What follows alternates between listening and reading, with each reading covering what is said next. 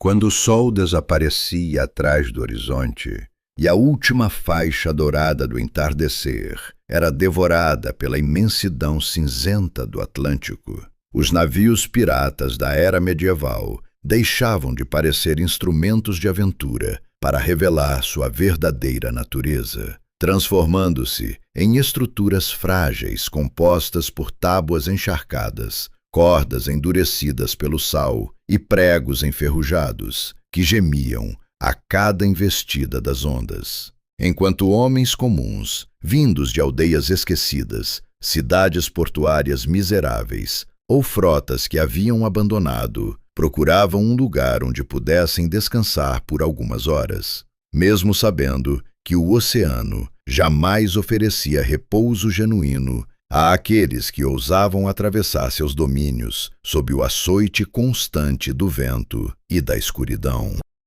O mar medieval não era apenas um caminho entre continentes ou uma rota comercial disputada por reis e mercadores, mas um território indomável, onde cada noite representava uma nova prova de resistência, pois o frio infiltrava-se através das roupas grosseiras, atravessava a madeira constantemente úmida do convés e alcançava os ossos com uma persistência cruel, enquanto o vento soprava pelas frestas do casco, produzindo sons que lembravam lamentos humanos, obrigando os piratas a compreender que sobreviver naquele ambiente exigia muito mais do que habilidade com espadas ou coragem diante do combate. Exigia a capacidade de suportar o desconforto contínuo sem permitir que o medo ou o desespero corroessem lentamente a vontade de permanecer vivo até o amanhecer seguinte.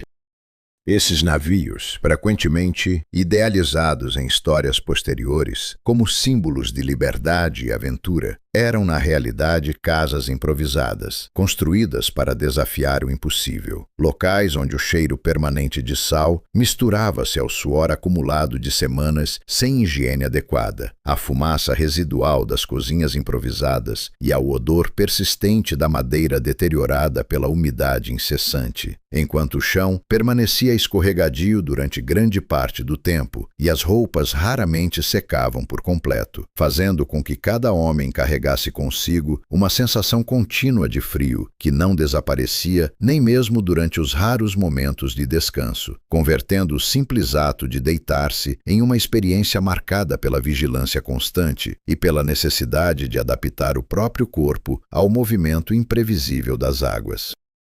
Quando a noite assumia plenamente o controle do oceano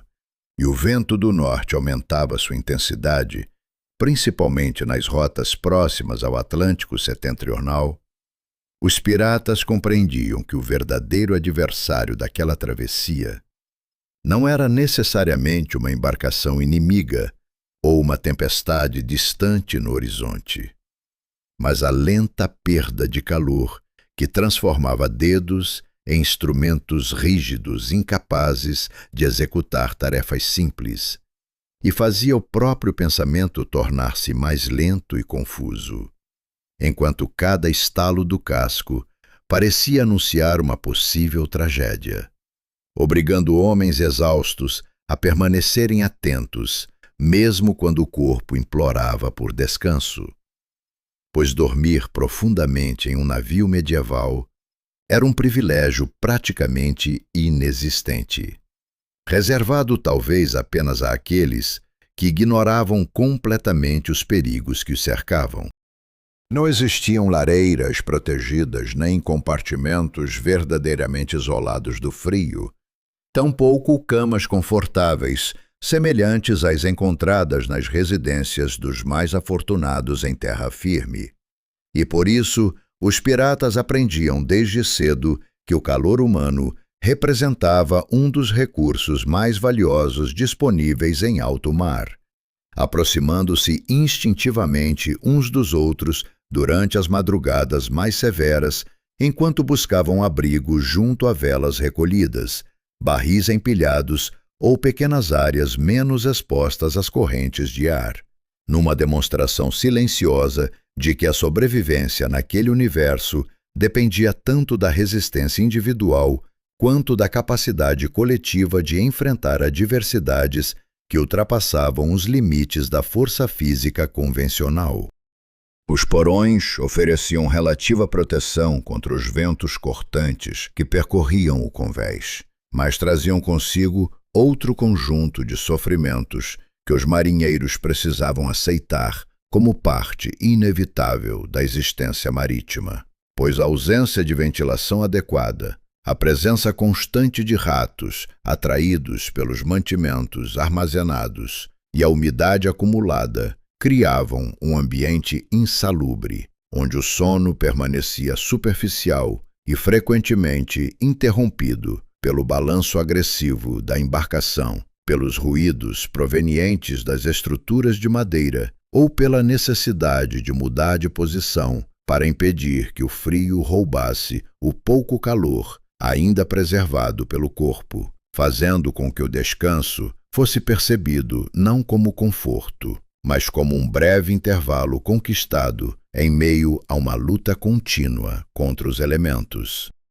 Mesmo durante as tempestades mais violentas, quando dormir se tornava completamente impossível e cada homem precisava dedicar todas as suas energias à preservação do navio e da própria vida, existia entre aqueles piratas uma compreensão silenciosa de que resistir ao oceano significava aceitar sua natureza impiedosa, sem permitir que ela destruísse a determinação humana, razão pela qual, após o término das tormentas, muitos simplesmente adormeciam onde conseguiam permanecer de pé, sobre tábuas duras e ainda molhadas, com músculos doloridos e rostos marcados pelo frio, demonstrando que a capacidade de adaptação talvez fosse a maior arma desenvolvida por aqueles navegadores fora da lei que escolheram transformar uma construção precária, feita de madeira e vento, em seu único lar possível, dentro da vastidão indiferente do mar medieval.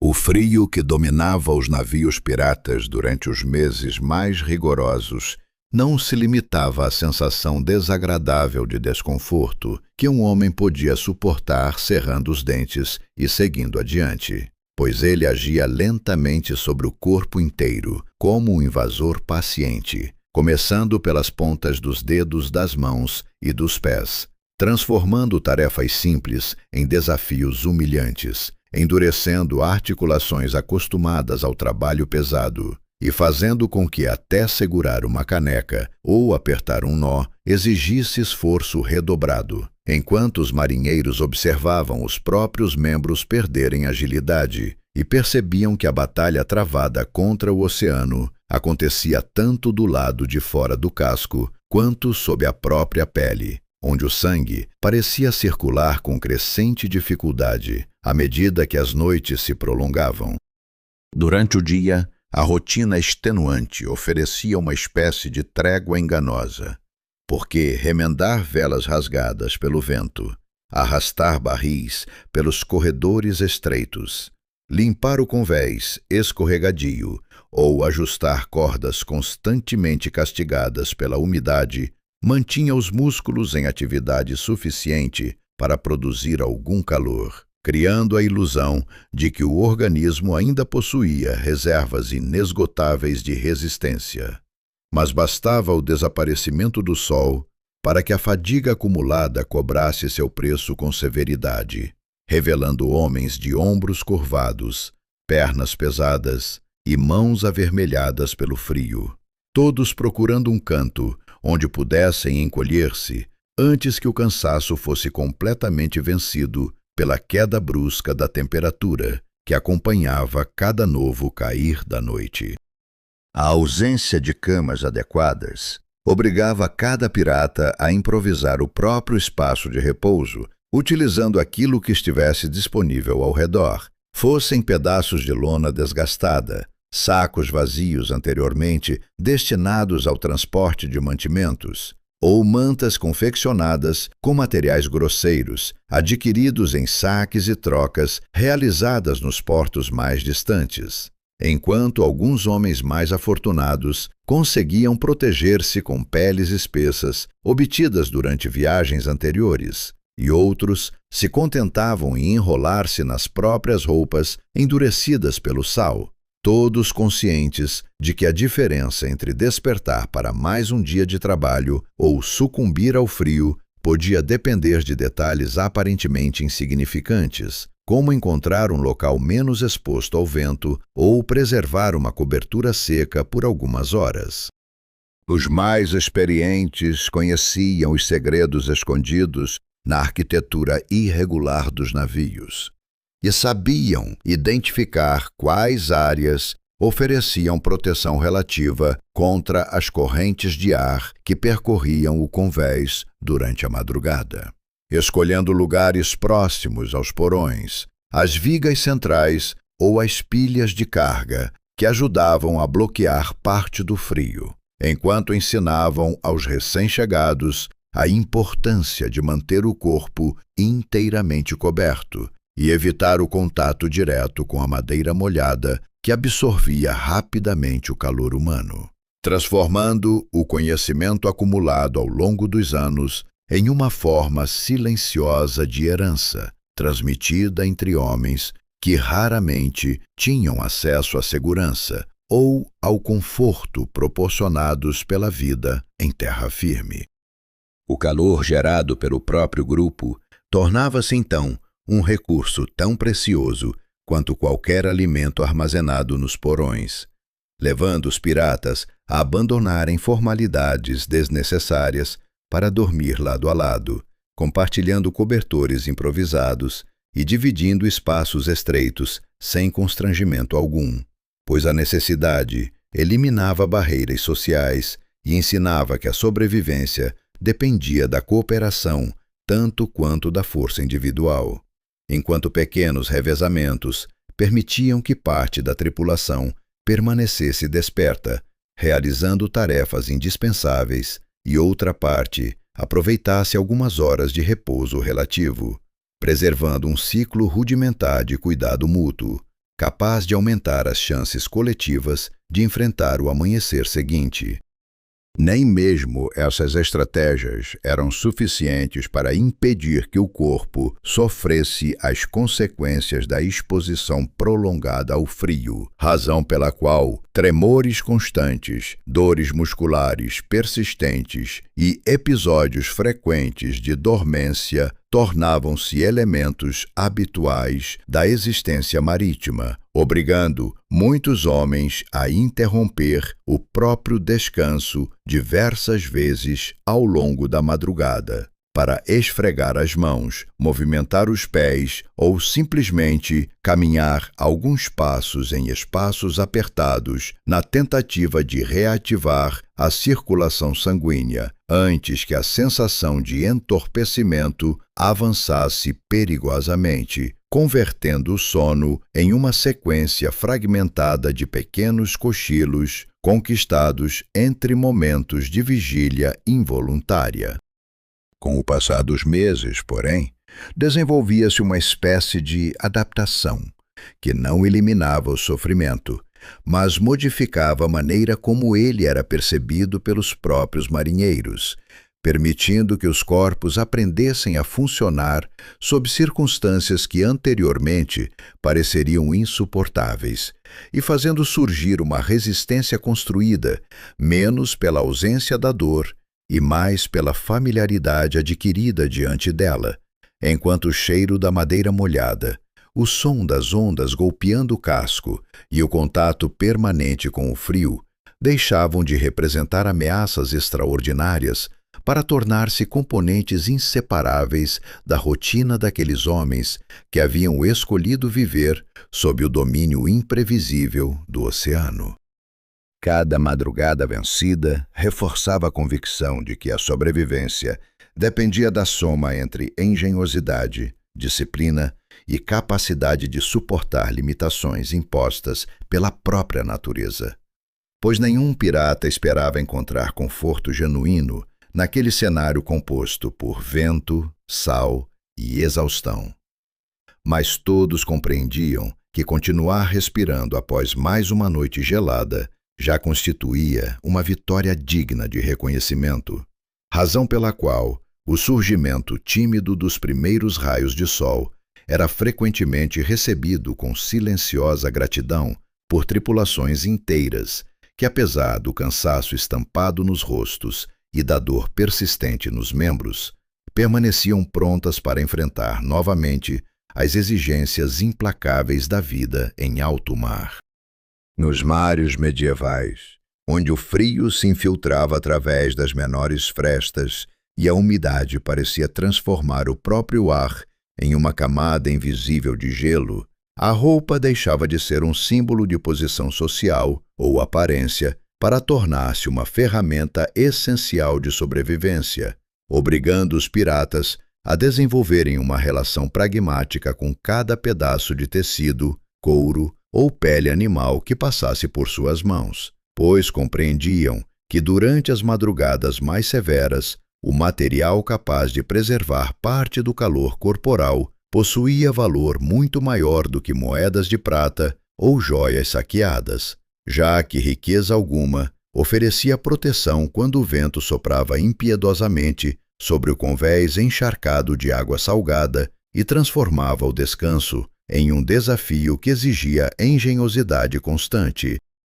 Entre todos os recursos disponíveis, a lã bruta ocupava posição privilegiada devido à sua capacidade natural de conservar calor, mesmo em condições de elevada umidade, razão pela qual fardos encontrados em embarcações mercantes inglesas, holandesas ou escandinavas eram recebidos com entusiasmo genuíno pelas tripulações piratas, ainda que o material apresentasse cheiro intenso, textura áspera e vestígios de sujeira acumulados desde sua origem, pois a presença da lanolina, gordura natural presente nas fibras, ajudava a repelir parte da água e oferecia uma proteção extremamente valiosa contra o frio persistente que dominava determinadas rotas marítimas, fazendo com que muitos homens dormissem enrolados em mantas improvisadas, confeccionadas a partir dessa matéria-prima rudimentar, sem demonstrar qualquer preocupação com conforto ou elegância.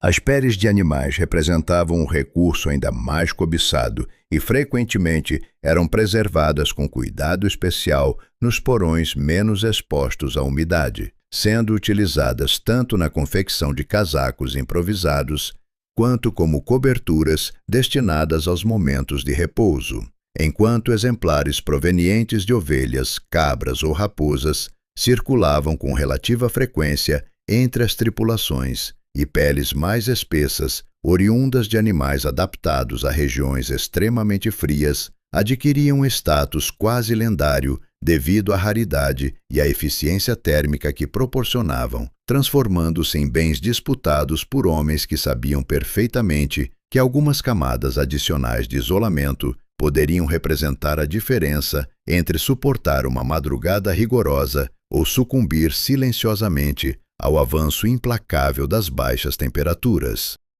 Os tecidos saqueados em navios comerciais também encontravam utilidade imediata, ainda que materiais como algodão, linho ou seda não oferecessem proteção ideal contra o frio, quando utilizados isoladamente, pois os piratas haviam aprendido por observação e experiência que o segredo da conservação térmica residia frequentemente na sobreposição de camadas capazes de aprisionar pequenas bolsas de ar aquecido ao redor do corpo, motivo pelo qual muitos dormiam vestindo praticamente todas as peças disponíveis, acumulando camisas sobre camisas, reforçando calças com tecidos adicionais e improvisando proteções para pescoço, cabeça e pernas através do uso criativo de lenços, tiras de pano ou fragmentos provenientes de velas inutilizadas, numa demonstração prática de adaptação às circunstâncias impostas pelo ambiente marítimo.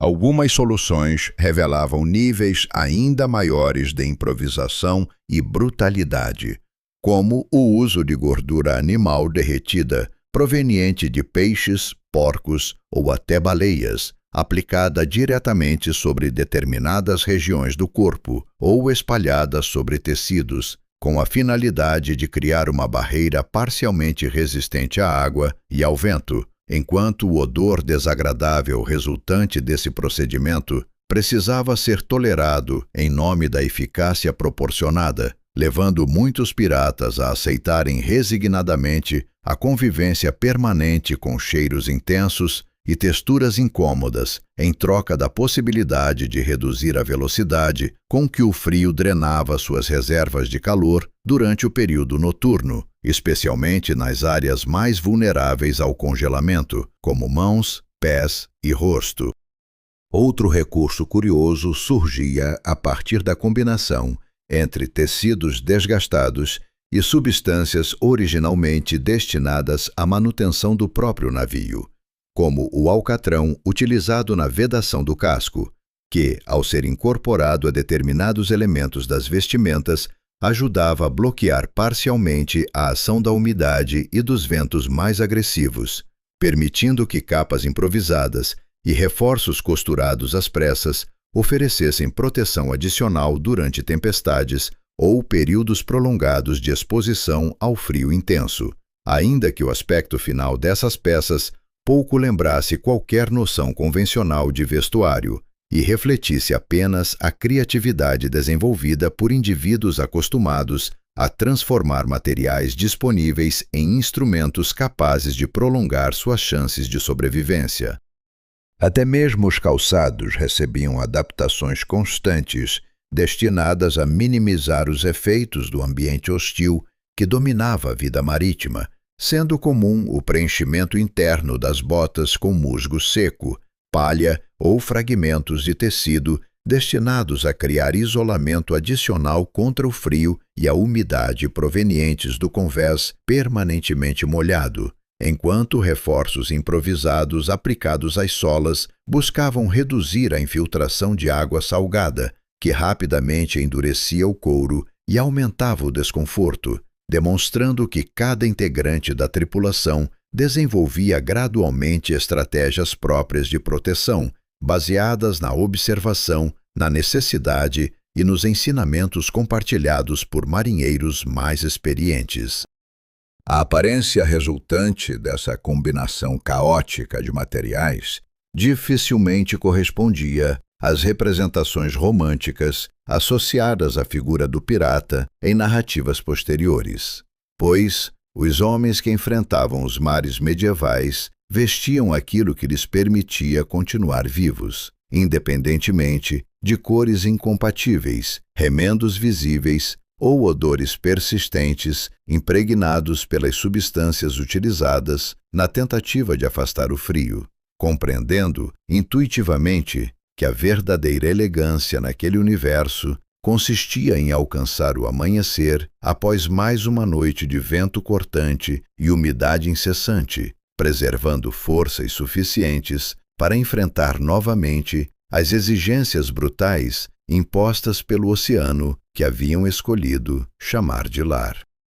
Dentro de um navio pirata medieval, o espaço disponível era um recurso tão escasso quanto água potável durante longas travessias, e por isso, cada área da embarcação acabava adquirindo importância desproporcional na rotina dos homens que ali viviam, trabalhavam e tentavam descansar, enquanto barris repletos de mantimentos, cordas cuidadosamente enroladas, caixas contendo munições, ferramentas destinadas aos reparos emergenciais e mercadorias obtidas em saques disputavam cada centímetro das estruturas de madeira, obrigando a tripulação a adaptar-se a uma realidade na qual dormir deixava de ser uma escolha pessoal para tornar-se uma necessidade administrada segundo critérios de hierarquia, experiência e conveniência prática, impostos pelas exigências permanentes da vida em alto mar. Os pás-capitães e oficiais ocupavam os poucos compartimentos fechados existentes próximos à popa, não porque desfrutassem de luxo genuíno, mas porque suas funções exigiam condições minimamente adequadas para armazenar mapas, instrumentos de navegação e pertences de valor estratégico, enquanto pequenas camas compostas por tábuas reforçadas, enchimentos rudimentares de palha e algumas mantas grosseiras constituíam o máximo de conforto disponível naquele contexto, embora nem mesmo essas acomodações privilegiadas oferecessem proteção eficaz contra o frio que atravessava as paredes de madeira ou contra a umidade que se infiltrava persistentemente pelas frestas, fazendo com que até os ocupantes das posições mais elevadas compartilhassem parte significativa do desconforto experimentado pelo restante da tripulação. Para os marinheiros comuns, entretanto, a experiência do repouso assumia contornos muito mais severos, pois os chamados alojamentos coletivos frequentemente consistiam em redes penduradas entre vigas estruturais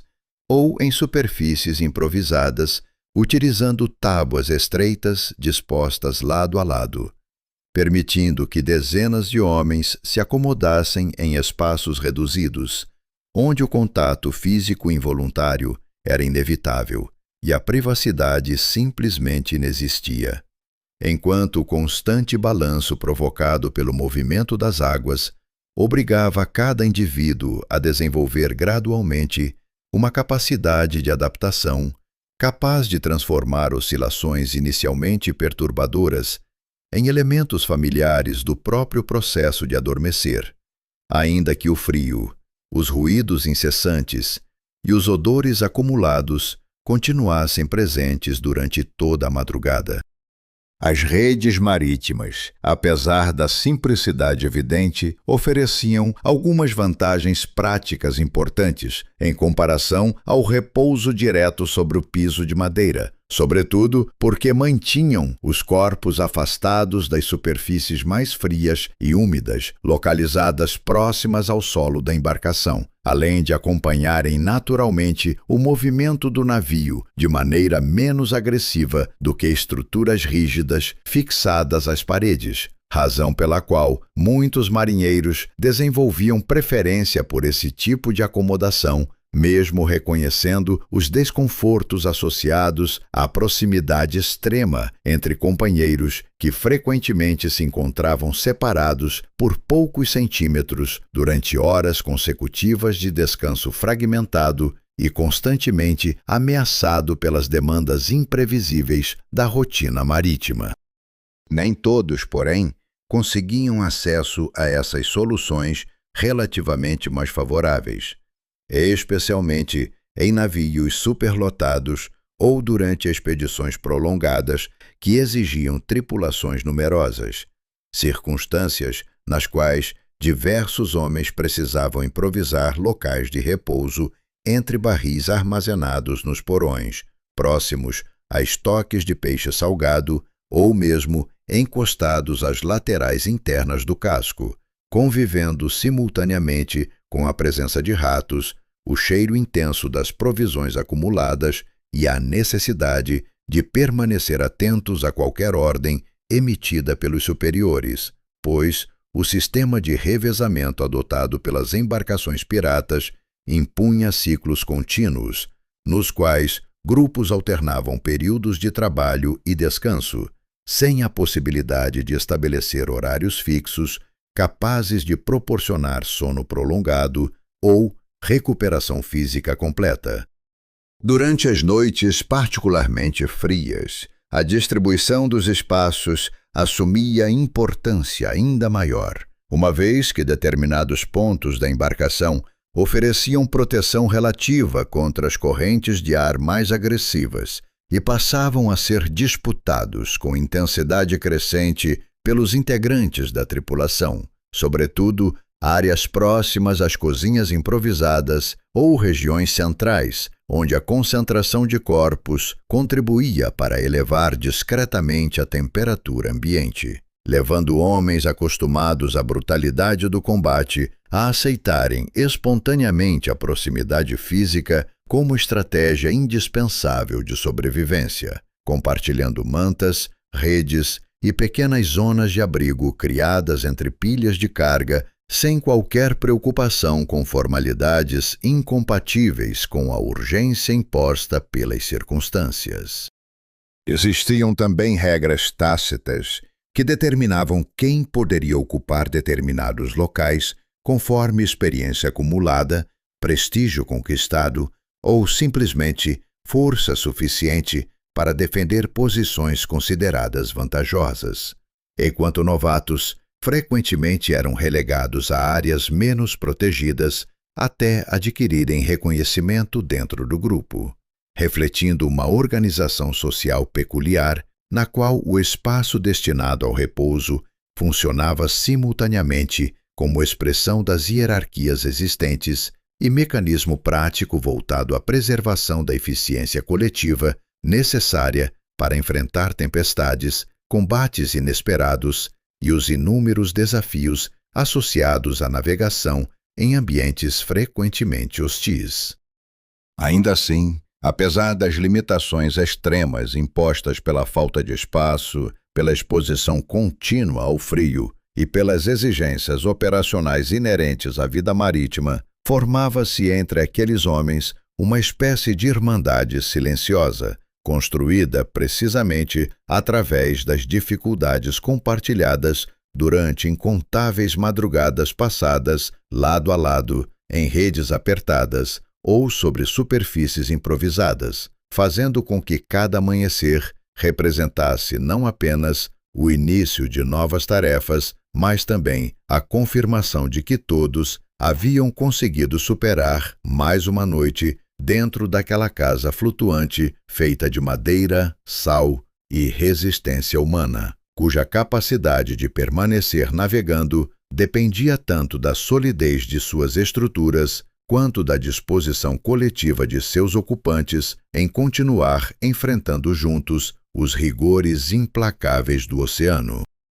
Em alto mar, onde o vento parecia atravessar roupas, madeira e carne, com a mesma facilidade impiedosa, a alimentação deixava de ser apenas uma necessidade biológica para transformar-se em uma estratégia silenciosa de sobrevivência, pois os piratas compreendiam, através da experiência acumulada ao longo de incontáveis travessias, que um corpo mal alimentado sucumbia mais rapidamente ao frio, à fadiga e às doenças, razão pela qual cada refeição, por mais simples que fosse, assumia importância desproporcional dentro da rotina marítima, oferecendo não apenas energia para enfrentar as tarefas diárias, mas também uma espécie de conforto psicológico capaz de lembrar à tripulação que ainda existiam pequenas fontes de calor e normalidade em meio à brutalidade constante do oceano.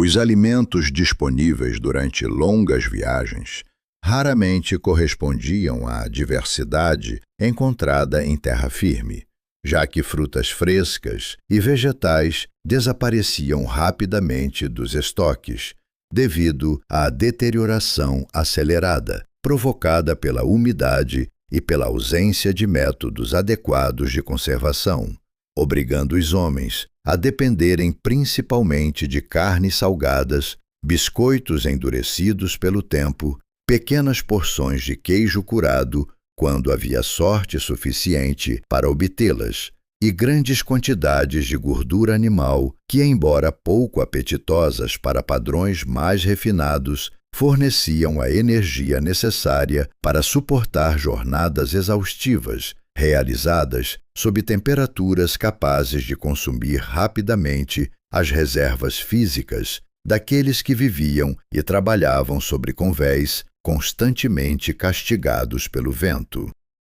A carne de porco salgada ocupava lugar de destaque entre os mantimentos mais valorizados, não apenas pela durabilidade relativamente elevada que apresentava durante travessias prolongadas, mas também pela capacidade de proporcionar saciedade duradoura e contribuir para a manutenção do calor corporal durante as noites mais severas, enquanto a banha e outras formas de gordura conservada eram utilizadas tanto na preparação de refeições rudimentares quanto consumidas diretamente por homens acostumados a ignorar preferências pessoais em nome da sobrevivência, reconhecendo intuitivamente que alimentos ricos em energia ofereciam vantagens concretas diante das exigências impostas por um ambiente onde o corpo precisava trabalhar incessantemente para preservar sua temperatura interna.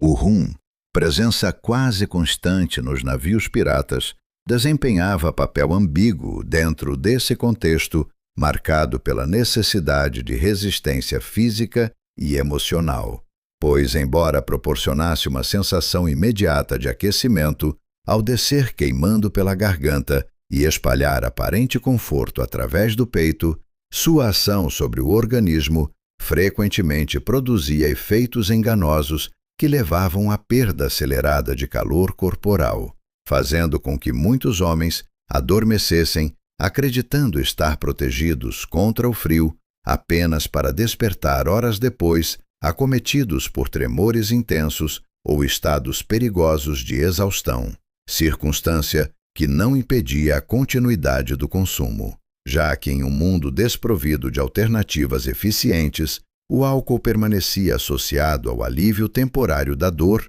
do medo e das dificuldades inerentes à vida marítima.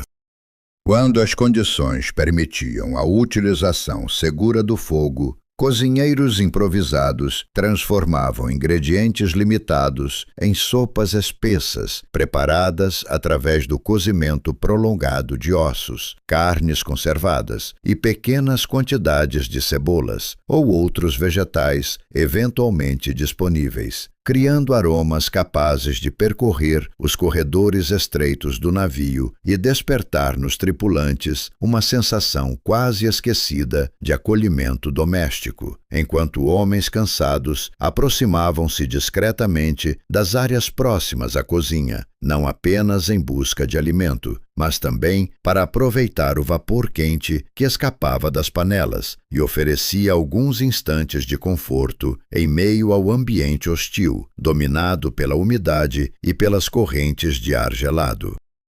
Essas refeições coletivas possuíam significado que ultrapassava considerações estritamente nutricionais, pois funcionavam igualmente como momentos de fortalecimento dos vínculos existentes entre indivíduos submetidos às mesmas dificuldades e incertezas, permitindo que histórias fossem compartilhadas, preocupações temporariamente esquecidas e pequenas demonstrações de solidariedade emergissem espontaneamente através da divisão de porções adicionais ou da oferta silenciosa de um gole extra de bebida quente a companheiros particularmente debilitados, reforçando a percepção de que a resistência necessária para enfrentar o oceano dependia tanto da preservação do corpo quanto da manutenção do espírito coletivo responsável por sustentar a moral da tripulação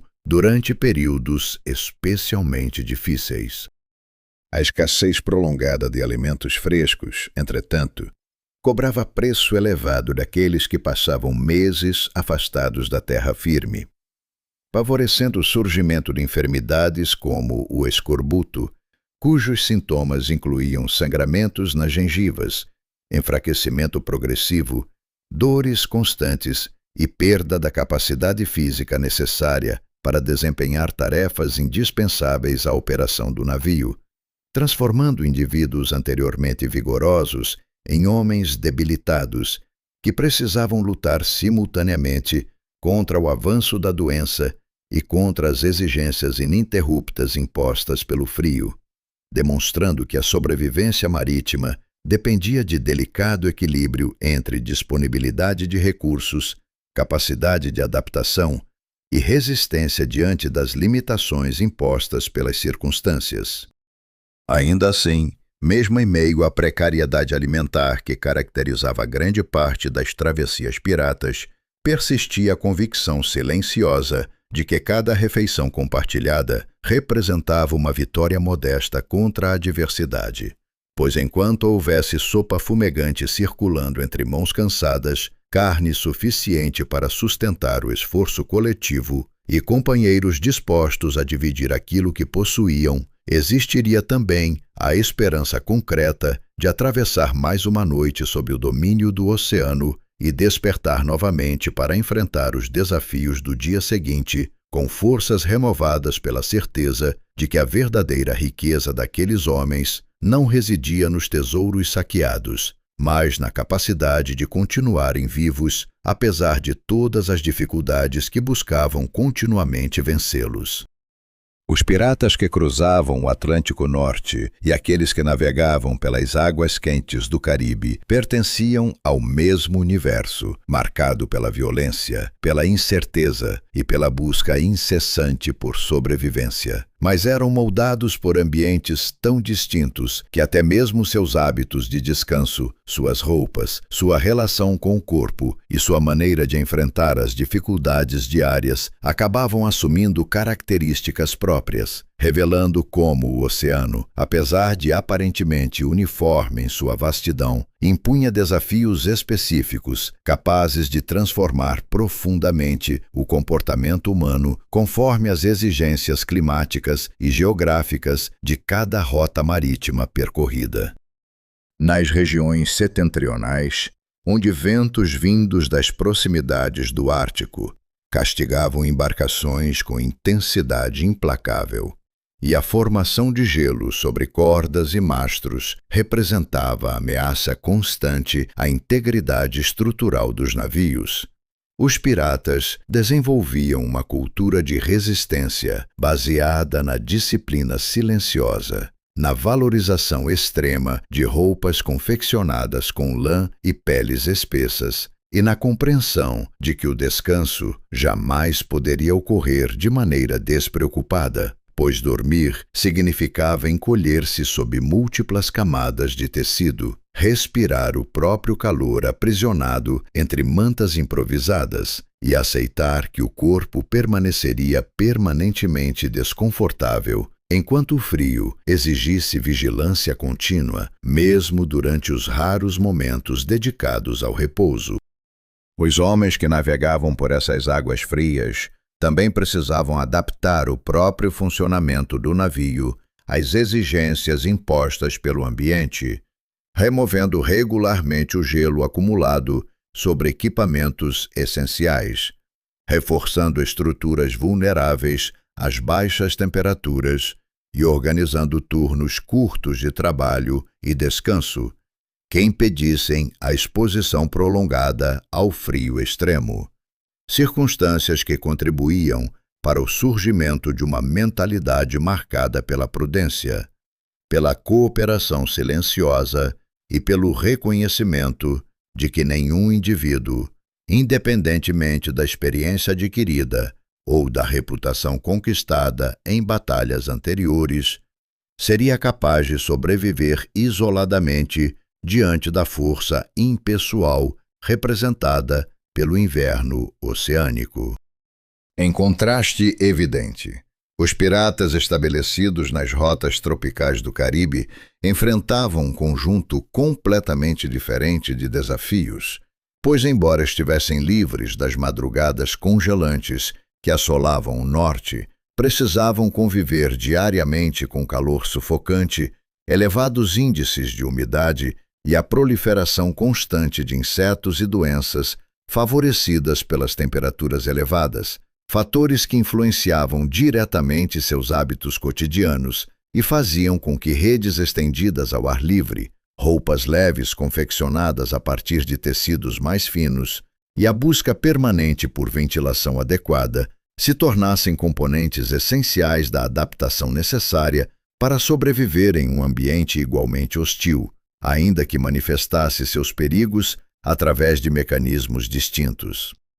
As noites caribenhas, frequentemente descritas como mais agradáveis devido à ausência do frio extremo, escondiam dificuldades próprias que exigiam criatividade e resistência comparáveis às demonstradas pelos navegadores do norte, já que a combinação entre calor persistente, mosquitos transmissores de enfermidades, deterioração acelerada dos alimentos e tempestades tropicais capazes de transformar rapidamente o convés em cenário caótico, obrigava os piratas dessas regiões a desenvolver métodos específicos de proteção, incluindo o uso de tecidos embebidos em substâncias aromáticas para afastar insetos e a criação de pequenos espaços protegidos, destinados a proporcionar algumas horas de sono relativamente tranquilo em meio à constante ameaça representada pelas condições ambientais. Essas diferenças climáticas refletiam-se também no temperamento coletivo das tripulações, pois enquanto os grupos habituados aos mares gelados tendiam a cultivar comportamentos mais reservados, disciplinados e orientados pela necessidade de cooperação rigorosa diante do sofrimento compartilhado, os piratas, associados às águas tropicais, frequentemente eram retratados como indivíduos mais expansivos, barulhentos e inclinados a transformar momentos de descanso em ocasiões marcadas por música, conversas animadas e celebrações improvisadas, ainda que ambos os contextos revelassem a mesma verdade fundamental de que o companheirismo constituía a ferramenta indispensável para enfrentar as dificuldades impostas pela vida marítima. As estratégias relacionadas ao vestuário e ao uso do fogo reforçavam ainda mais o contraste existente entre esses dois universos, uma vez que tripulações do norte priorizavam camadas sucessivas de materiais destinados à retenção de calor e aceitavam riscos controlados associados à utilização de pequenas fontes térmicas em áreas protegidas da embarcação, enquanto piratas caribenhos evitavam a proximidade excessiva com chamas devido ao calor já predominante e ao perigo ampliado de incêndios em estruturas de madeira frequentemente ressecadas pela exposição constante ao sol, demonstrando que soluções consideradas indispensáveis em determinadas circunstâncias poderiam revelar-se inadequadas ou até perigosas quando transplantadas para contextos ambientais distintos.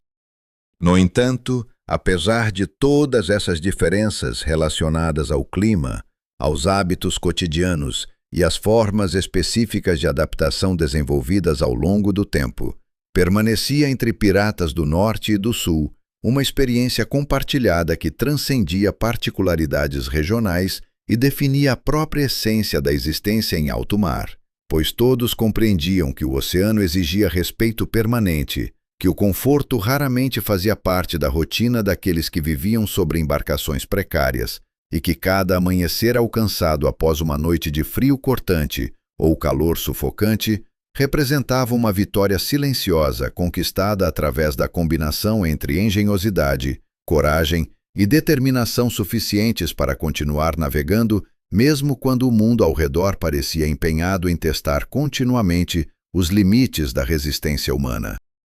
A noite em um navio pirata jamais significava o encerramento das atividades ou a promessa de descanso contínuo, porque o oceano não reconhecia horários humanos e as ameaças que habitavam suas águas podiam surgir a qualquer momento sob a forma de tempestades repentinas, embarcações hostis ou mudanças inesperadas nos ventos, razão pela qual a tripulação vivia submetida a um sistema rigoroso de revezamentos que transformava o sono em uma necessidade administrada com precisão prática, obrigando cada homem a aprender rapidamente que o repouso não aconteceria em longos períodos restauradores, mas em fragmentos dispersos entre tarefas, vigias e responsabilidades cuja negligência poderia comprometer a sobrevivência coletiva.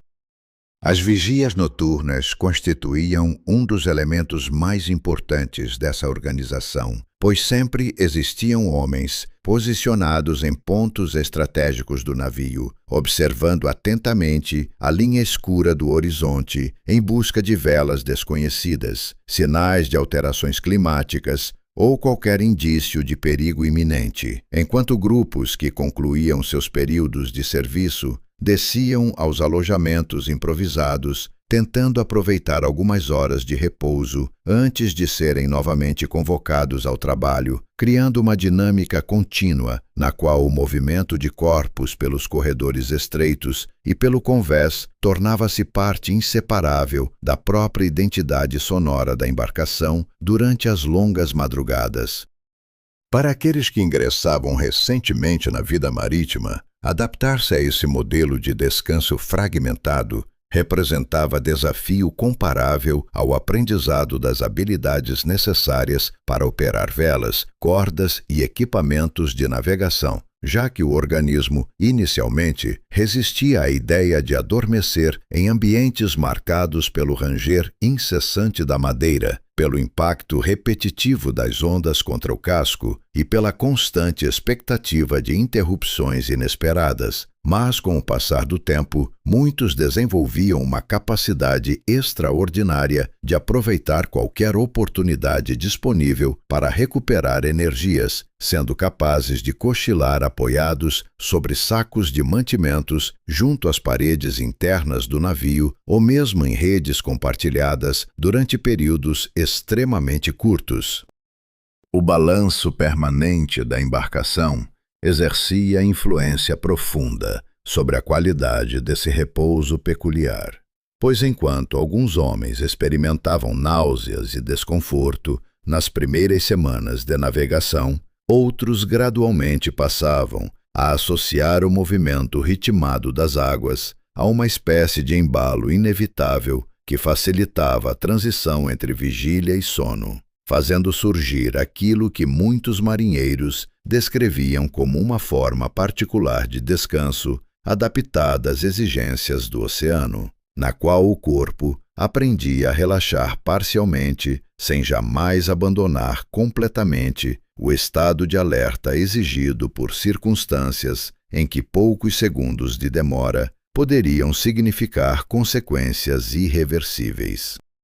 Nas regiões mais frias, o desafio representado pelo sistema de turnos tornava-se ainda mais complexo, devido à necessidade de preservar o calor corporal durante os intervalos destinados ao descanso, levando homens exaustos a procurarem proximidade física com companheiros de confiança, compartilhando mantas, espaços reduzidos e até mesmo a proteção oferecida por determinadas áreas menos expostas às correntes de ar, enquanto o som da respiração daqueles que dormiam próximos transformava-se em fonte discreta de conforto psicológico, ao lembrar que, apesar da escuridão e do frio persistente, ninguém enfrentava sozinho as dificuldades inerentes à existência marítima.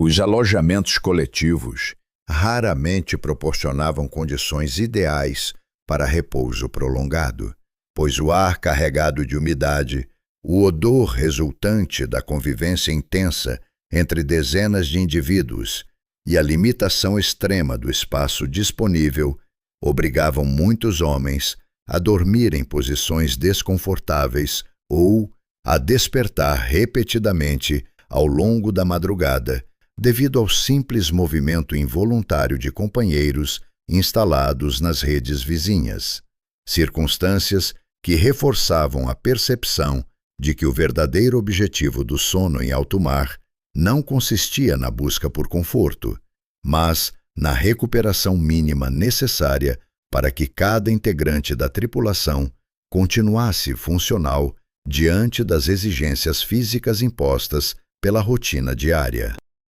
Os períodos destinados às vigias obedeciam a divisões relativamente organizadas, que buscavam distribuir o desgaste entre todos os membros da tripulação, embora tempestades, perseguições ou emergências inesperadas frequentemente obrigassem homens já cansados a permanecerem acordados muito além do previsto, prolongando estados de exaustão que afetavam tanto o desempenho físico quanto a clareza de raciocínio indispensável para executar tarefas complexas sob condições adversas, motivo pelo qual capitães experientes procuravam preservar algum equilíbrio entre disciplina rigorosa e reconhecimento das limitações humanas impostas pela ausência crônica de descanso adequado.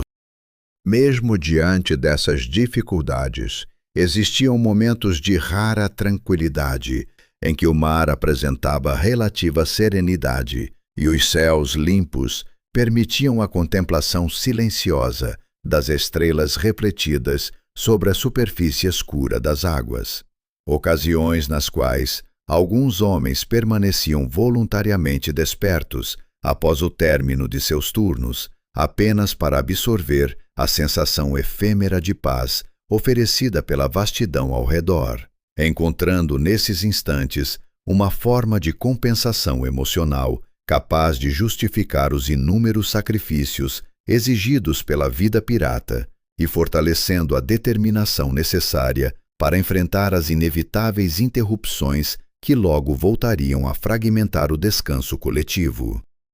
Assim, o sono dos piratas não representava um estado pleno de abandono ou segurança, mas uma habilidade cuidadosamente desenvolvida através da repetição contínua de experiências marcadas pela incerteza, pelo frio e pela necessidade constante de adaptação, ensinando a homens comuns que repousar em alto mar significava confiar temporariamente aos companheiros a própria sobrevivência, enquanto o corpo recuperava forças suficientes para retomar sua participação naquele esforço coletivo destinado a manter o navio em movimento, mesmo quando o oceano parecia decidido a negar qualquer possibilidade de tranquilidade duradoura àqueles que haviam escolhido viver sob suas regras implacáveis.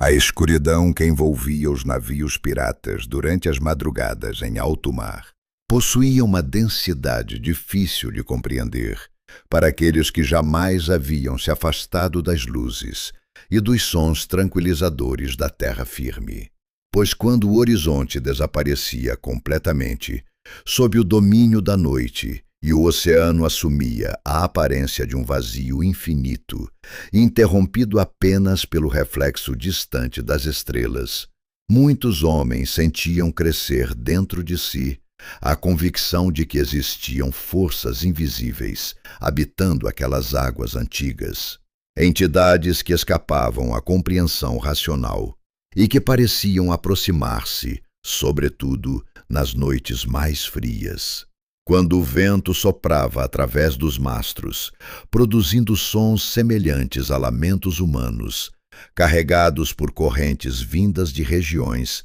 desconhecidas do mundo. Entre diversas tripulações, circulavam histórias sobre marinheiros que haviam desaparecido durante tempestades violentas e retornavam sob a forma de presenças silenciosas, observando os vivos a partir das sombras projetadas sobre o convés, alimentando a crença de que o oceano guardava memória própria e jamais esquecia aqueles que lhe haviam sido entregues, motivo pelo qual determinados comportamentos eram evitados após o cair da noite, incluindo assobios considerados capazes de atrair ventos perigosos, e o hábito de pronunciar nomes em voz alta durante a madrugada, já que muitos acreditavam que chamar alguém quando o mar dormia poderia despertar atenções indesejadas, provenientes de um mundo situado além da compreensão humana. Essas superstições não surgiam apenas do medo irracional, mas funcionavam como mecanismos coletivos destinados a organizar emocionalmente experiências vividas sob circunstâncias extremas, oferecendo explicações simbólicas para eventos que frequentemente ultrapassavam os limites do conhecimento disponível à época, razão pela qual amuletos confeccionados com dentes de animais marinhos, fragmentos de cordas retiradas de embarcações sobreviventes a naufrágios ou pequenas moedas carregadas junto ao corpo eram tratados com respeito genuíno por homens acostumados a enfrentar batalhas sangrentas sem hesitação aparente, demonstrando que coragem física e necessidade de proteção espiritual podiam coexistir naturalmente dentro da mesma pessoa, quando a realidade cotidiana era marcada pela proximidade constante da morte. Antes de adormecer, muitos piratas realizavam discretos rituais, herdados de tradições familiares ou aprendidos em portos distantes, frequentados ao longo da vida marítima. Fazendo o sinal da cruz, murmurando preces dirigidas a santos protetores dos navegantes, ou simplesmente tocando objetos considerados portadores de sorte, enquanto formulavam pedidos silenciosos para que o oceano lhes permitisse sobreviver até o amanhecer seguinte. Práticas que transcendiam diferenças culturais e refletiam a necessidade profundamente humana de encontrar significado e conforto diante de perigos cuja magnitude parecia impossível de controlar. Apenas através da força ou da habilidade adquirida durante anos de experiência sobre as águas. Nos mares do norte, onde o frio extremo intensificava a sensação de vulnerabilidade experimentada pelas tripulações, circulavam narrativas relacionadas a entidades associadas ao gelo e às tempestades invernais, seres invisíveis, supostamente responsáveis por congelar mastros, enfraquecer homens adormecidos e conduzir embarcações inteiras rumo à perdição, caso não fossem devidamente respeitados. Circunstância que levava alguns grupos a realizarem pequenos gestos simbólicos, como queimar discretas porções de madeira impregnadas com gordura animal ou entoar antigos cânticos durante períodos particularmente difíceis, acreditando que tais práticas ajudariam a afastar influências malignas e fortalecer o ânimo coletivo diante da adversidade crescente. Já entre os piratas acostumados às águas tropicais do Caribe, as superstições frequentemente assumiam formas diferentes, moldadas pelas características específicas do ambiente em que viviam, incluindo relatos sobre figuras misteriosas surgindo através da névoa matinal, ou espíritos associados a ilhas desconhecidas, capazes de desorientar navegadores incautos, alimentando o costume de utilizar pequenos talismãs, confeccionados com ossos de aves marinhas, conchas ou tecidos especiais, destinados a proteger seus portadores contra infortúnios relacionados às rotas marítimas percorridas, revelando que, independentemente da latitude ocupada pelos navios, persistia entre seus tripulantes a convicção de que forças invisíveis influenciavam diretamente o destino daqueles que dependiam diariamente da benevolência incerta do oceano. A morte em alto mar também contribuía significativamente para o fortalecimento dessas crenças, sobretudo porque a perda repentina de companheiros durante tempestades ou acidentes cotidianos deixava marcas profundas sobre indivíduos que precisavam continuar trabalhando lado a lado com lembranças ainda recentes, levando muitos navios a adotarem práticas específicas relacionadas aos sepultamentos marítimos e ao tratamento dispensado aos pertences dos falecidos, numa tentativa simultânea de homenagear os mortos e impedir que suas presenças permanecessem inquietas entre os vivos, alimentando receios segundo os quais negligenciar tais cuidados poderia atrair desgraças adicionais sobre embarcações já constantemente ameaçadas pelos perigos naturais do oceano. Apesar da diversidade de histórias, amuletos e rituais observados entre diferentes tripulações, todas essas manifestações possuíam função semelhante ao oferecer aos homens uma sensação mínima de controle diante da imprevisibilidade absoluta que definia a existência em alto mar, permitindo que medos profundos fossem transformados em práticas compartilhadas, capazes de fortalecer vínculos coletivos e preservar a estabilidade emocional necessária para continuar navegando. Pois, enquanto o frio, a escuridão e as tempestades permaneciam além do alcance humano, a crença de que existiam maneiras de dialogar simbolicamente com o desconhecido fornecia coragem suficiente para fechar os olhos durante mais uma madrugada e confiar que o oceano concederia, ao menos por algumas horas, a oportunidade de descansar em relativa paz.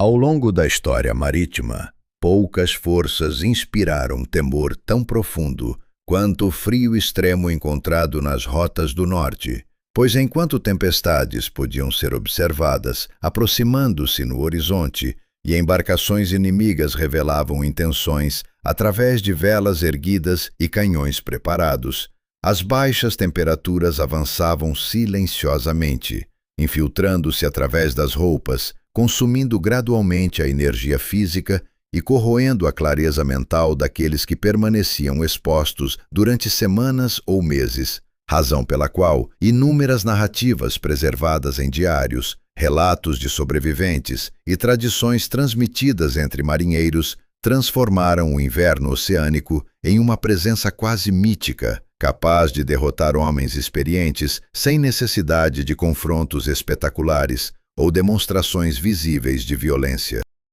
Diversas expedições realizadas em regiões próximas ao Ártico testemunharam a devastação provocada pelo congelamento progressivo de embarcações inteiras, à medida que o mar solidificado ao redor dos cascos convertia navios originalmente concebidos para o movimento em prisões imóveis, cercadas por extensões intermináveis de gelo, enquanto mastros estalavam sob o peso acumulado das formações congeladas e velas tornavam-se rígidas como tábuas, incapazes de responder aos comandos das tripulações, obrigando homens acostumados à liberdade oferecida pelas águas abertas a confrontarem a perspectiva angustiante de permanecer confinados em estruturas cada vez mais vulneráveis, sem garantias de resgate e com recursos diminuindo lentamente conforme os dias se transformavam em semanas de sofrimento contínuo. Relatos provenientes dessas circunstâncias descrevem comportamentos profundamente afetados pela combinação entre frio intenso, isolamento prolongado e exaustão física, registrando episódios nos quais marinheiros alternavam momentos de lucidez com manifestações de desorientação crescente, apresentando risos inesperados, crises de choro aparentemente sem motivo ou estados de apatia incompatíveis com a urgência da situação enfrentada, demonstrando que a ação das baixas temperaturas ultrapassava os limites do desconforto corporal e alcançava dimensões psicológicas capazes de comprometer a própria capacidade humana de tomar decisões racionais, circunstância particularmente perigosa em ambientes onde pequenos erros frequentemente possuíam consequências irreversíveis.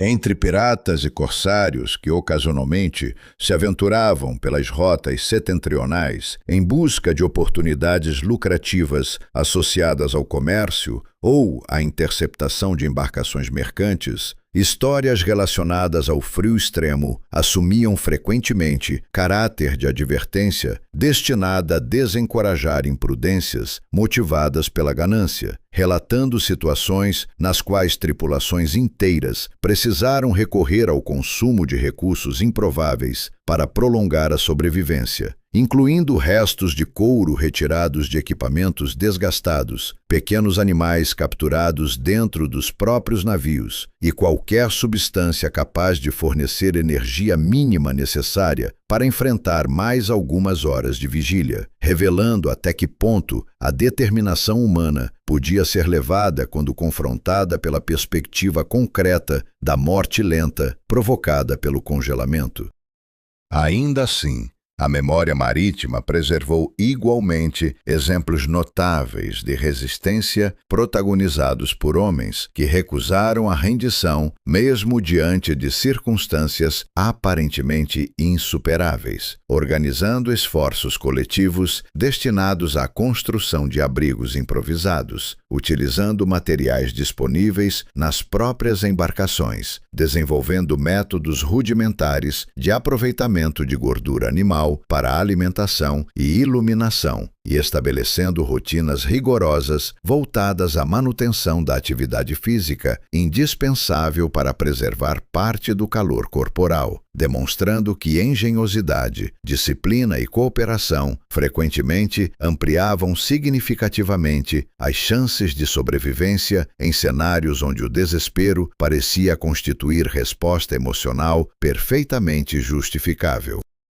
As experiências acumuladas por navegadores submetidos a essas condições extremas influenciaram diretamente a cultura compartilhada entre homens do mar, reforçando a percepção de que o frio merecia respeito comparável àquele reservado às tempestades mais violentas ou aos adversários mais perigosos encontrados em combate, motivo pelo qual muitas tripulações evitavam deliberadamente determinadas regiões durante períodos específicos do ano e transmitiam aos recém-chegados conhecimentos práticos relacionados à preservação do calor, à identificação precoce de sinais associados à hipotermia e à importância de permanecer ativo, mesmo quando o corpo implorava por repouso absoluto. Nem sempre, porém, a ameaça manifestava-se através da ação imediata das baixas temperaturas sobre o organismo, pois longos períodos de escuridão característicos das latitudes elevadas frequentemente favoreciam o surgimento de estados de desânimo profundo, pensamentos obsessivos e episódios de medo irracional, alimentados pela monotonia angustiante das paisagens congeladas, levando alguns homens a relatarem visões estranhas, audições inexplicáveis ou sensações persistentes de estarem sendo observados por presenças invisíveis escondidas além das limitações impostas pela neve, circunstâncias que evidenciavam o impacto psicológico exercido pelo isolamento extremo sobre indivíduos privados do contato regular com elementos familiares da vida cotidiana. Essas histórias, preservadas através das gerações e repetidas ao redor de refeições modestas ou durante turnos silenciosos de vigia, reforçavam uma lição compreendida por todos aqueles que dependiam do oceano para sobreviver,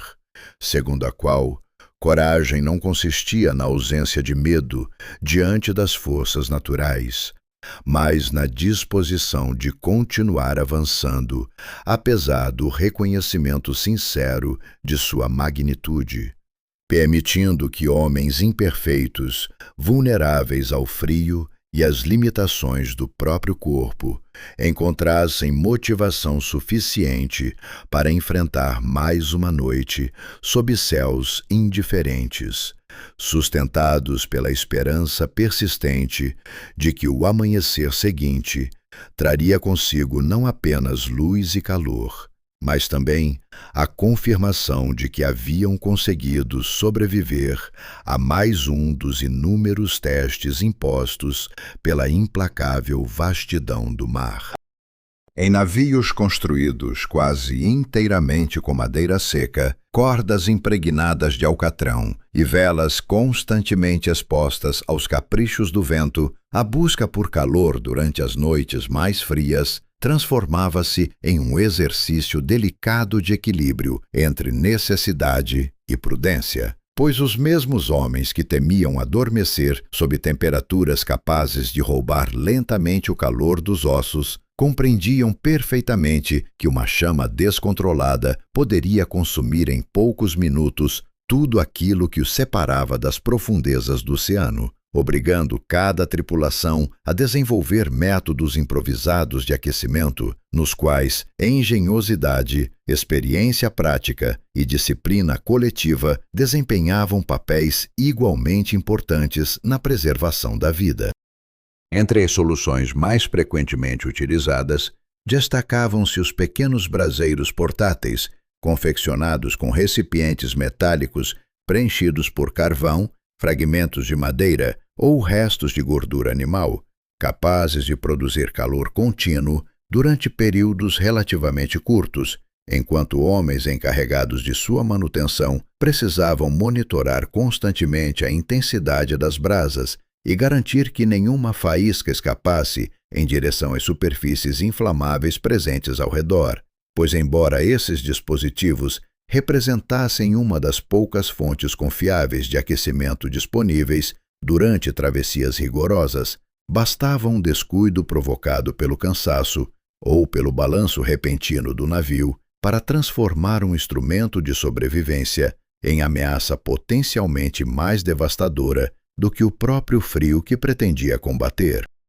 Os porões, apesar da umidade persistente e da ventilação limitada que os caracterizavam, frequentemente eram escolhidos como locais preferenciais para a utilização desses recursos térmicos, já que ofereciam proteção relativa contra os ventos intensos que percorriam o convés durante a madrugada, permitindo que pequenos grupos de marinheiros se reunissem ao redor das fontes de calor enquanto procuravam aquecer mãos enrijecidas e pés doloridos após longas horas de trabalho, embora o acúmulo gradual de fumaça produzisse ambientes pesados, onde tosses frequentes e olhos irritados passavam a integrar naturalmente a rotina daqueles que aceitavam desconfortos adicionais em troca da oportunidade de preservar parte do calor corporal indispensável à continuidade das atividades diárias.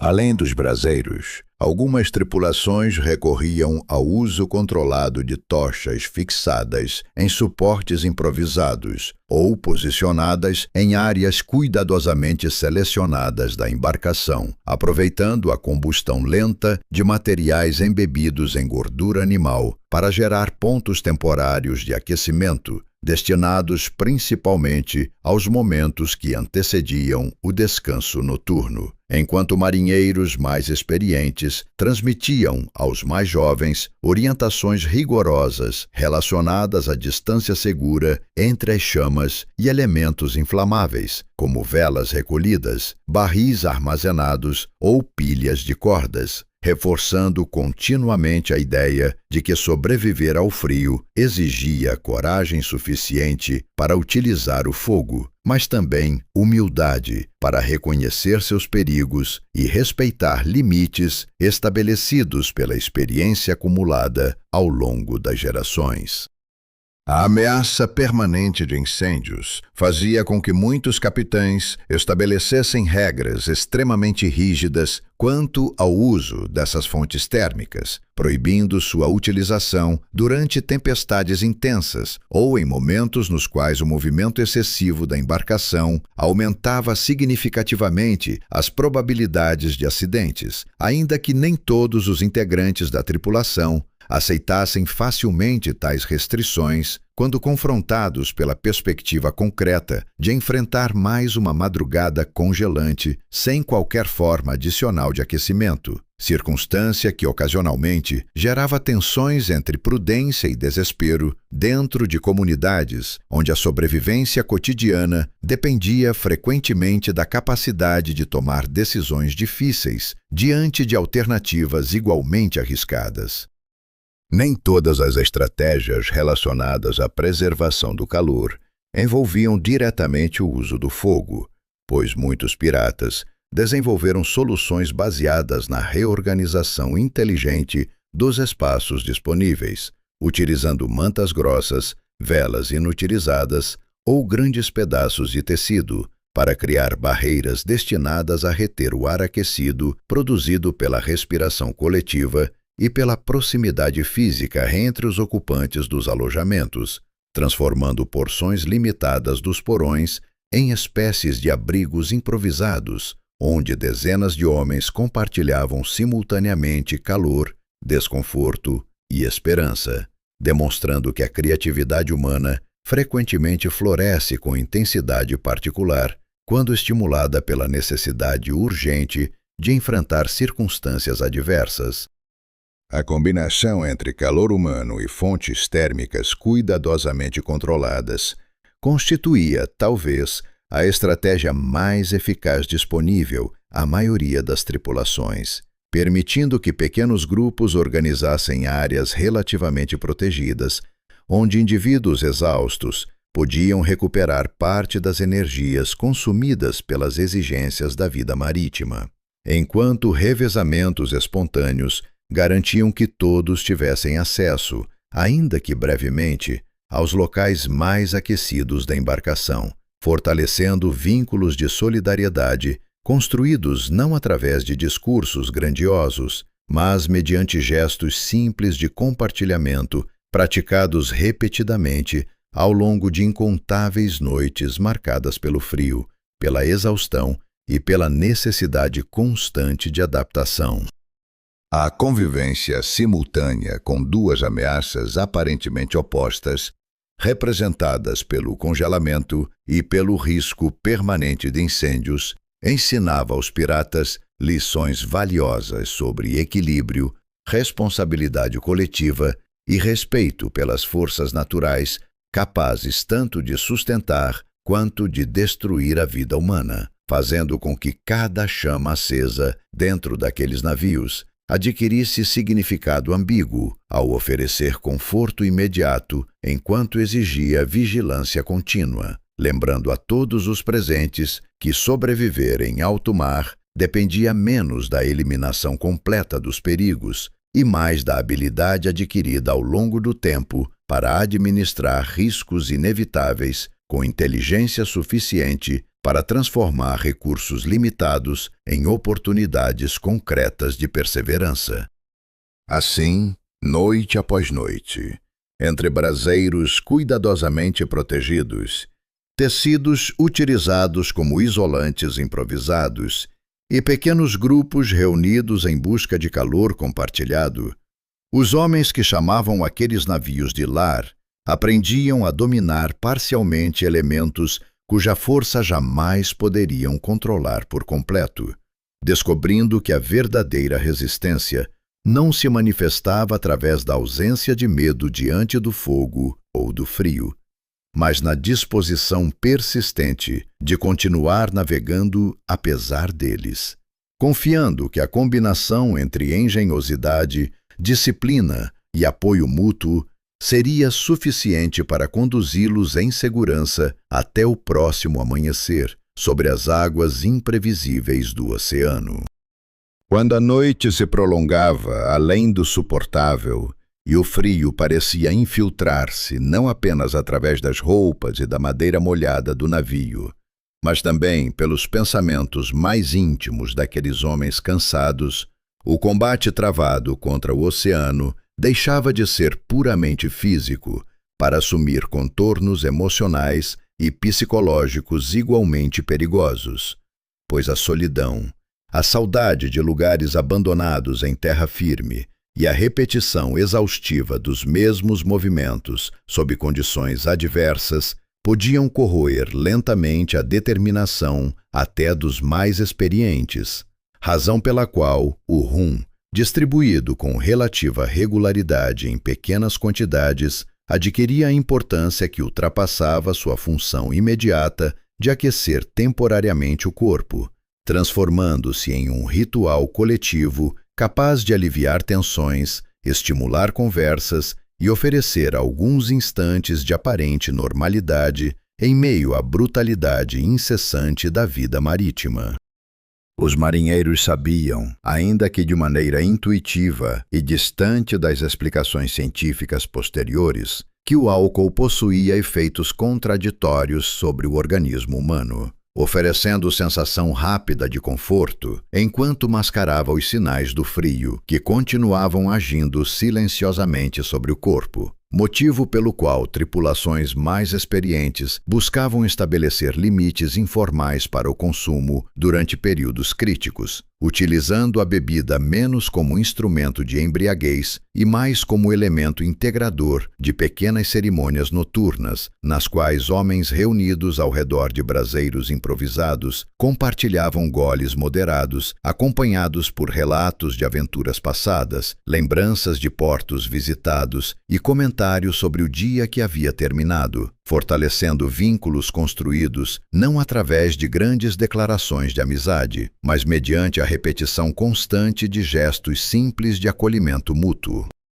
A proximidade forçada imposta pelo confinamento dos navios favorecia o surgimento de uma camaradagem peculiar, nascida da consciência coletiva de que cada integrante da tripulação dependia diretamente do comprometimento dos demais para sobreviver aos inúmeros desafios apresentados pelo oceano, fazendo com que marinheiros mais velhos ensinassem aos mais jovens estratégias destinadas a suportar o frio, distribuir melhor as mantas disponíveis ou organizar os espaços de repouso de maneira eficiente, enquanto homens fisicamente mais resistentes frequentemente assumiam espontaneamente responsabilidades adicionais quando percebiam sinais de exaustão entre companheiros debilitados, demonstrando que a cooperação representava recurso tão valioso quanto alimentos armazenados ou fontes improvisadas de calor.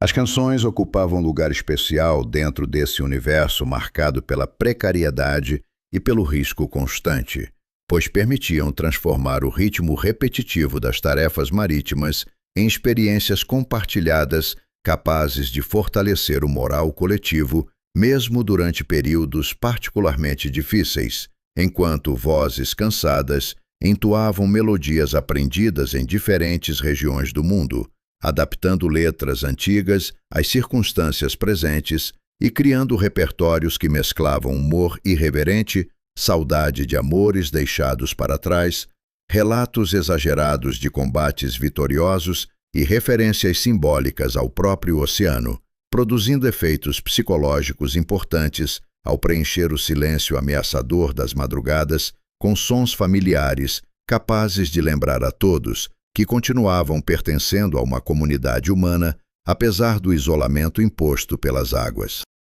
As histórias narradas durante esses encontros desempenhavam função igualmente relevante ao oferecer oportunidades para reinterpretar experiências traumáticas sob perspectivas menos assustadoras, permitindo que tempestades superadas, perseguições arriscadas e situações extremas de privação fossem transformadas em episódios repletos de humor, heroísmo ou ensinamentos práticos transmitidos às gerações mais jovens da tripulação, enquanto narradores habilidosos utilizavam suspense, exagero e detalhes cuidadosamente selecionados para capturar a atenção dos ouvintes e conduzi-los temporariamente para além dos limites físicos do navio, criando espaços imaginários onde o medo perdia intensidade e a esperança recuperava parte da força necessária para sustentar indivíduos submetidos a pressões contínuas.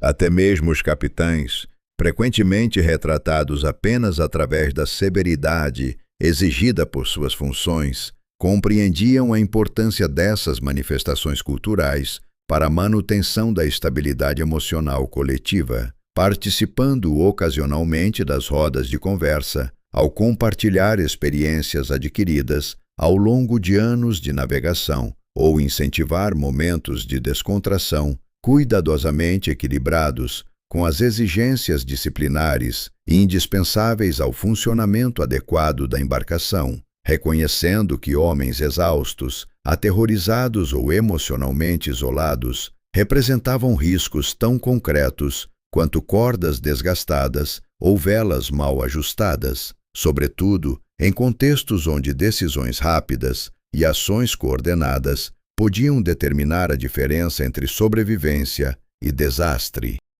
Essa rede invisível, formada por canções, histórias, pequenas doses de rum e demonstrações cotidianas de solidariedade, funcionava como uma verdadeira estratégia de resistência psicológica desenvolvida empiricamente ao longo das gerações, permitindo que indivíduos oriundos de origens sociais diversas construíssem identidades coletivas suficientemente fortes para enfrentar o frio, a fome, o medo e a saudade, sem sucumbir completamente ao desespero, evidenciando que a sobrevivência humana em ambientes extremos depende não apenas da preservação do corpo, mas também da capacidade de cultivar sentido, pertencimento e esperança, mesmo quando as circunstâncias parecem oferecer poucos motivos para acreditar na possibilidade de dias melhores.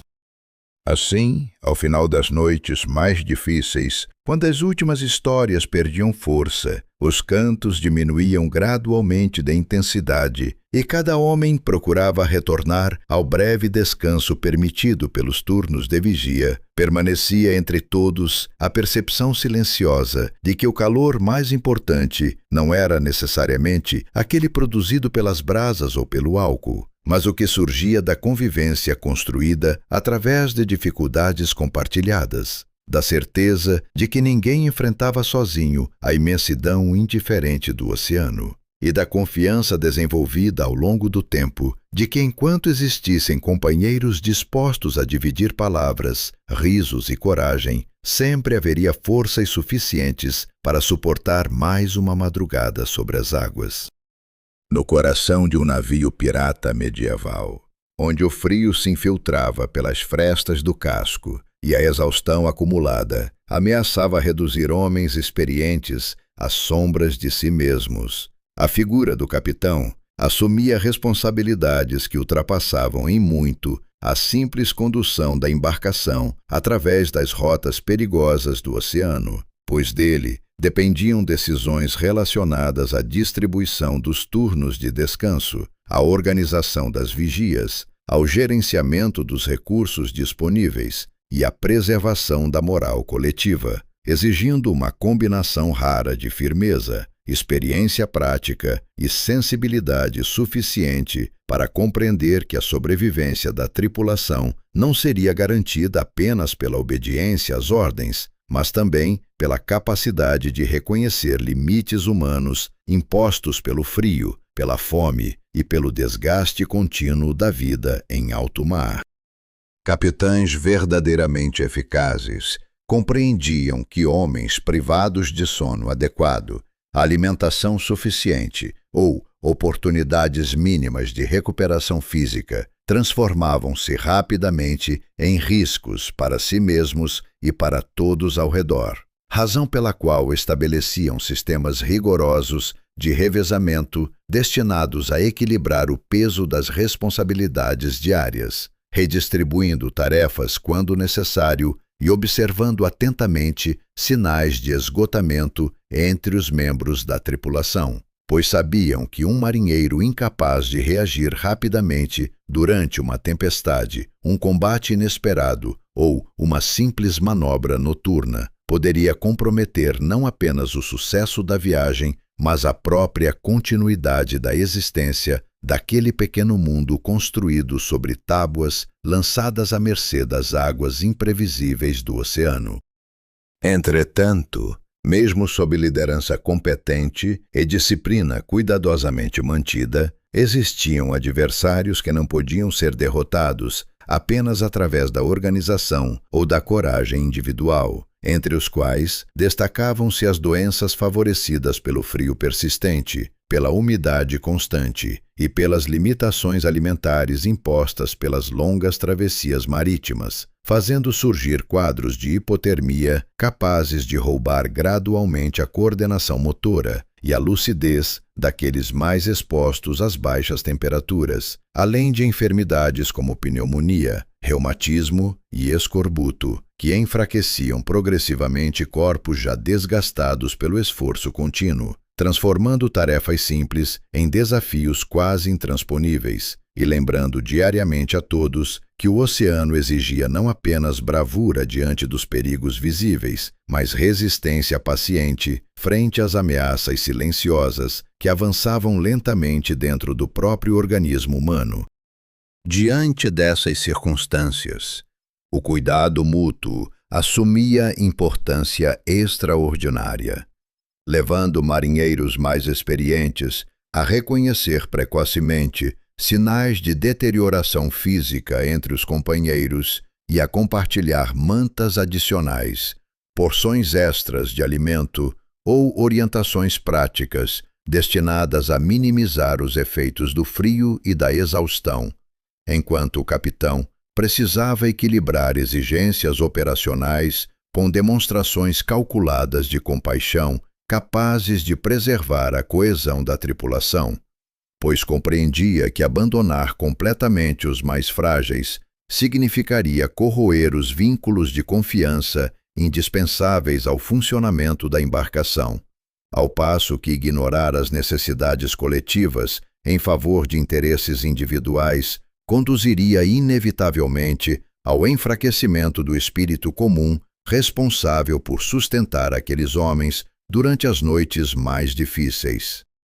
Ao longo dos anos, essa convivência intensa entre disciplina, sofrimento e solidariedade moldava indivíduos profundamente diferentes daqueles que haviam embarcado pela primeira vez em busca de fortuna ou liberdade, ensinando-lhes que a verdadeira resistência raramente se manifestava através de gestos espetaculares de heroísmo, mas sim na repetição diária de pequenas escolhas realizadas apesar do medo, da dor e do cansaço, como levantar-se para assumir mais um turno de vigia após poucas horas de descanso, dividir o último pedaço de alimento com um companheiro debilitado, ou obedecer às orientações de um líder cuja autoridade derivava menos do poder coercitivo e mais da confiança conquistada mediante exemplos constantes de responsabilidade diante das adversidades compartilhadas por todos a bordo. Com o passar do tempo, muitos daqueles piratas passavam a compreender que o oceano funcionava simultaneamente como inimigo implacável e professor silencioso, oferecendo lições severas sobre humildade, interdependência e adaptação, através das dificuldades enfrentadas durante cada travessia, pois o frio ensinava prudência, a escassez incentivava a cooperação e a proximidade constante da morte reforçava o valor atribuído à lealdade construída entre indivíduos, que, em circunstâncias diferentes, talvez jamais tivessem desenvolvido qualquer vínculo significativo, demonstrando que até mesmo nos ambientes mais hostis, a experiência humana preserva a capacidade extraordinária de produzir significado, companheirismo e esperança a partir da necessidade comum de sobreviver. Assim, quando os primeiros sinais do amanhecer começavam a dissolver a escuridão acumulada ao longo da madrugada e a luz tímida do sol refletia sobre as águas agitadas ao redor da embarcação, cada homem que permanecia de pé representava testemunho silencioso da extraordinária capacidade humana de persistir diante de circunstâncias adversas, carregando no corpo cicatrizes deixadas pelo frio, pela doença e pelo trabalho incessante, mas preservando dentro de si a convicção de que nenhuma tempestade, nenhuma noite gelada e nenhuma provação suportada em conjunto haviam sido capazes de extinguir completamente a vontade de continuar navegando em direção ao horizonte, mesmo quando o futuro permanecia tão incerto quanto os mares que se estendiam diante de seus olhos cansados. A história daqueles piratas que aprenderam a dormir em navios medievais sem sucumbir imediatamente ao congelamento revela, portanto, muito mais do que estratégias improvisadas de sobrevivência ou curiosidades relacionadas à vida marítima de épocas distantes, pois expõe uma verdade profundamente humana sobre a capacidade de adaptação diante do sofrimento inevitável, mostrando que o calor responsável por mantê-los vivos nas noites mais rigorosas não vinha exclusivamente das mantas grosseiras, das refeições compartilhadas ou dos braseiros cuidadosamente protegidos, mas principalmente da disciplina construída coletivamente, da liderança exercida com responsabilidade e da determinação silenciosa de homens imperfeitos que, apesar de todos os motivos existentes para desistir, escolheram repetidamente enfrentar mais uma madrugada sob o domínio vasto e indiferente do oceano.